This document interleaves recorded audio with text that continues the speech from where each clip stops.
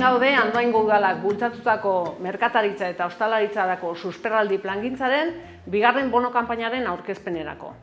Bono kanpaina honetan, bonoak 50 eurotako balioa izango du, bezeroak 35 euro ordaindu beharko ditu eta udalak 15 euro finantzatuko ditu. Hauek izango dira bonoak, eta bono hauek salgai egongo dira urrengo urriak 5-etik, eta balioa izango dute azaroak 15 bitartean. Salmentara jarriko dira urriak 5-etik, urriak 9 bitartean. Goizean 10-etatik 12-etara eta arratsaldez 5-etatik 7-etara. Andoaindarrei eskatu nahi dieguna da, mesedez, pandemia egoera honetan gaudela eta ilarak saihesteko.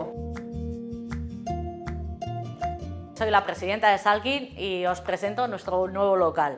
Estamos muy contentos de tener este local que nos representa tal y como somos, una asociación del pueblo y para el pueblo. También es verdad que empezamos presentando la campaña de bonos. Para esta campaña hemos apostado por estos vales.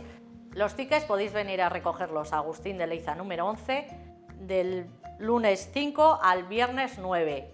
Los tickets se repartirán a las 10 de la mañana y a las 5 de la tarde. Animaros a todos a participar en esta campaña y a conocer nuestro local.